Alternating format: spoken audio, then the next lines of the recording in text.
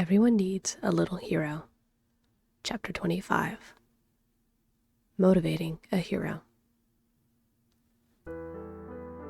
2 days, 2 weeks, 2 months.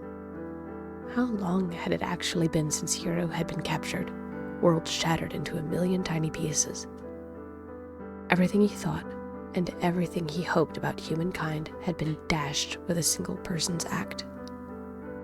Deep down, Hero knew that some of those humans who he dared to call friends were good. But did he really know? What if they changed?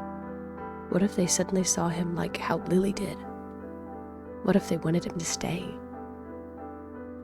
No, that's not how they would act. They're better than that. But are you sure? Yes, I am sure.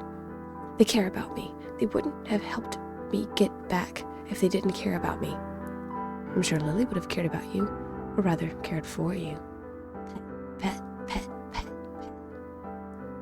Hero curled in on himself and stayed under his blankets.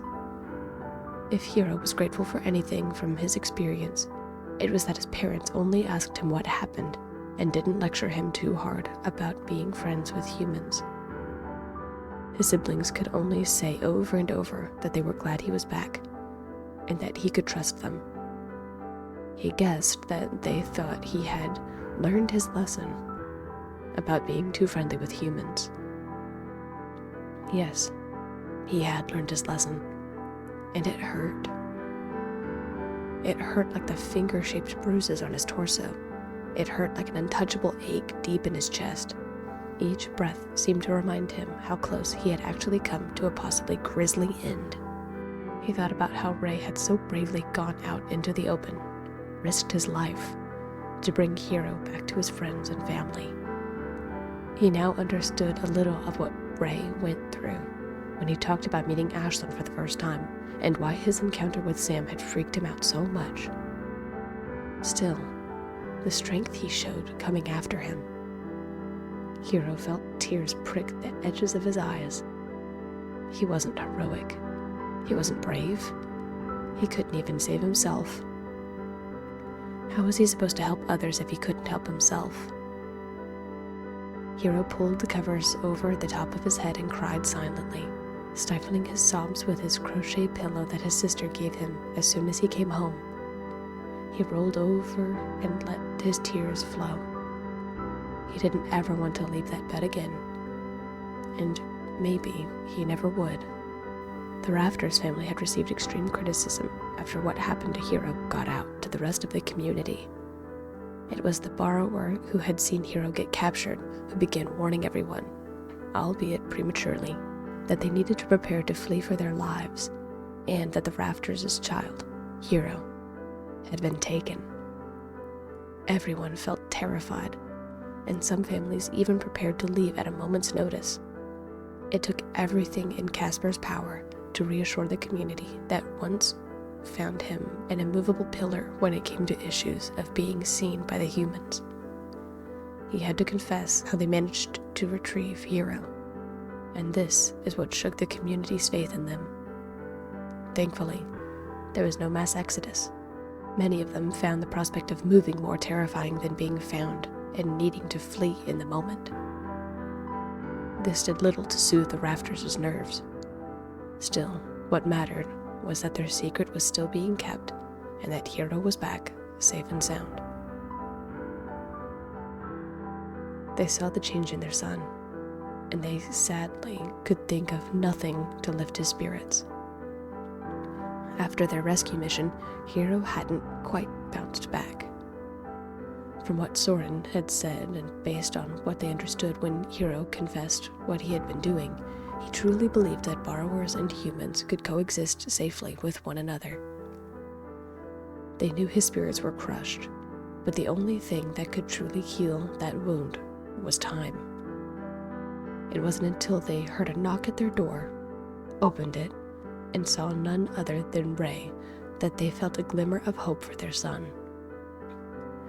"Ray, it's good to see you," smiled Prim, Hero's mother.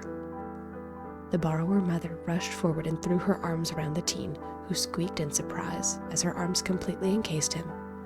She pulled him into their home and shut the door, inviting him in.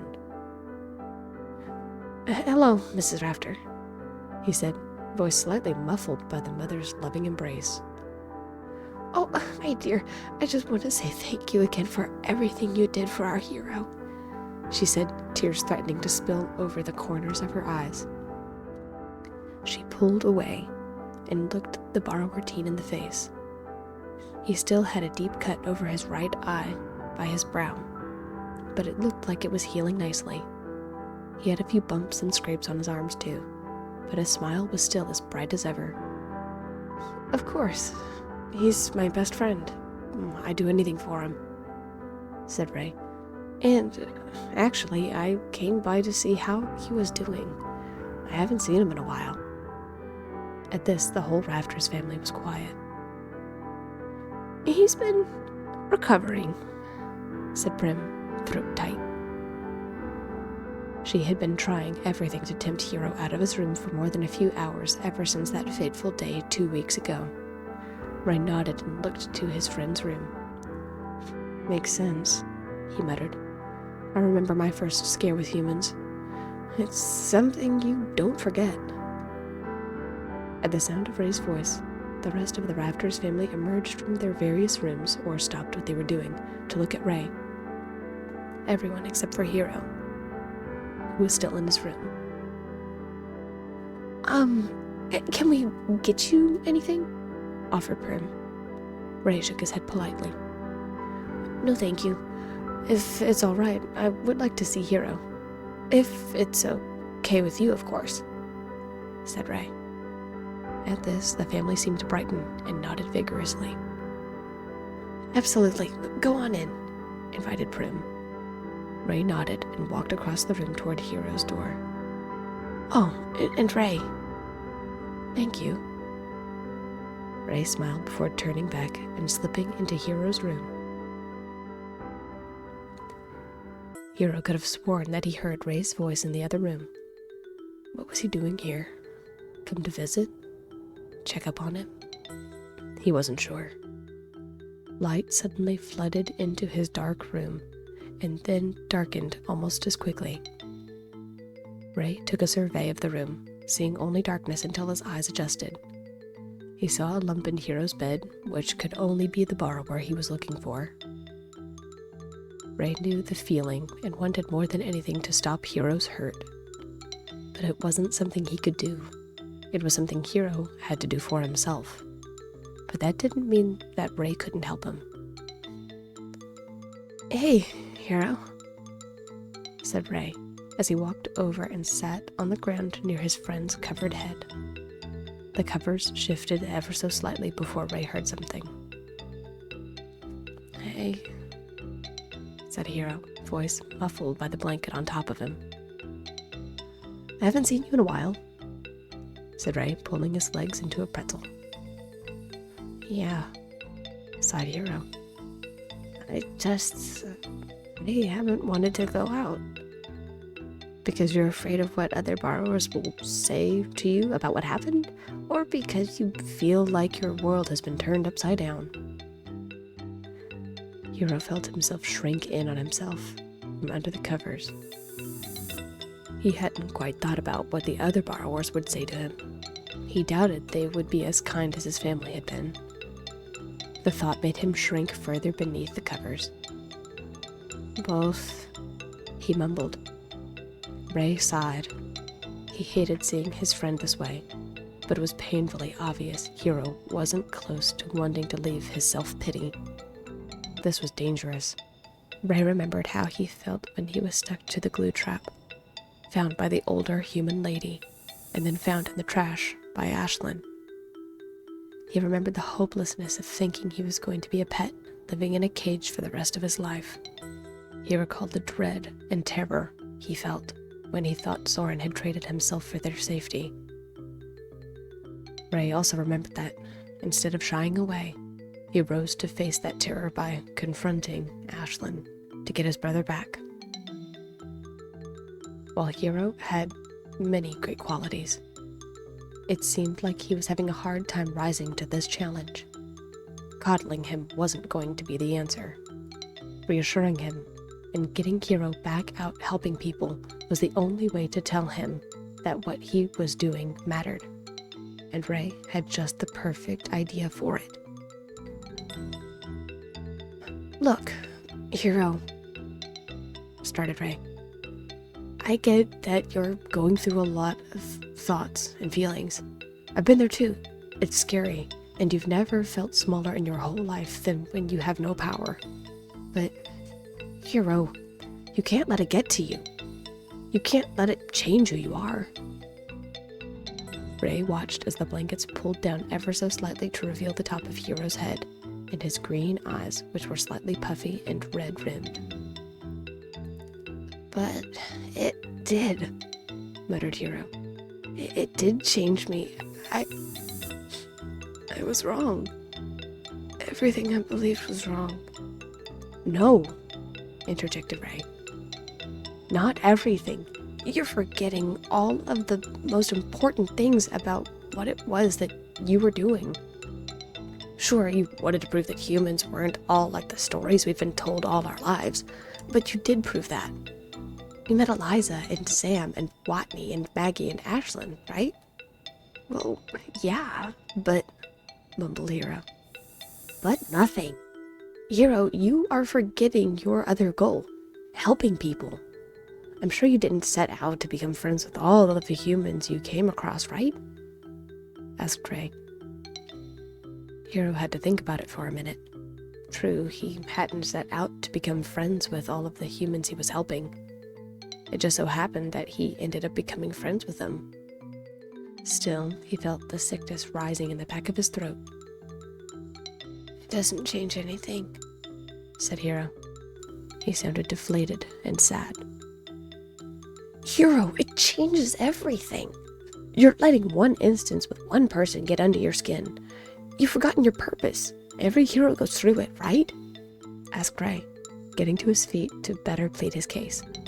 Hero, hearing Ray say this, dared to push himself upright, though it took all of his effort to look at his best friend. "So what do you want me to do about it?" asked Hero, feeling himself getting frustrated and upset. Didn't Ray see how much this whole thing hurt him? "I want you to remember your original purpose and to not be afraid to get back out there to help people," encouraged Ray. "Not just our community, but also the humans here. Hero, you don't know how much of a difference you've made in all of these humans' lives." "Yeah, and it's not good. It's because of me that the humans I talk to know about borrowers.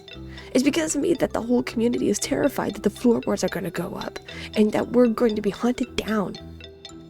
It's because of me you got hurt, and everyone risked their lives and exposed all of borrower kind," said Hero, his voice raising. It crackled from disuse. Ray folded his arms across his chest and leaned back. "Did you just hear yourself? You said humans, not friends." "Is that all they are to you now?" said Ray. Hero hadn't even realized he had done it. He shrank back under his covers, pulling them tight across his frame. "Well, Hero wasn't sure. Is that all they were now? Is that what he did by accident to protect himself, lumping his human friends in with the rest of humankind? "Well, what I know is this," said Ray. "Never before have human and borrower come together to save a borrower from another human. We work together, all of us, because of you. You're the center in all of this, Hero, and it's not the same without you. So pull yourself together, because we all miss you, human and borrower alike." Hero stayed huddled under his blanket, peering up at Ray from time to time, only to avert his eyes. He felt his eyes stinging from salty tears welling up on the rims. "Now, you can join me, or you can keep hiding here in the dark. I'm going back out there to help people. That's what you taught me to do." With that, Ray gave Hero's foot a tap before heading out of the door. The Rafters family watched Ray pass in silence. They couldn't quite hear what the borrower teen had said to their brother and son, but there certainly seemed to be a change in the air as Ray left. Hero, on the other hand, had a lot to think about. Ray made a lot of good points. He did, in a way, bring everyone together. It was terrifying, but he was the reason all of them worked together. He was the reason his father felt bold enough to step out and meet Ashlyn for the first time. Had he really changed so much in so little time? Was he ready to get back out there? Could he get back to living up to his name? Or was he going to let himself be branded a coward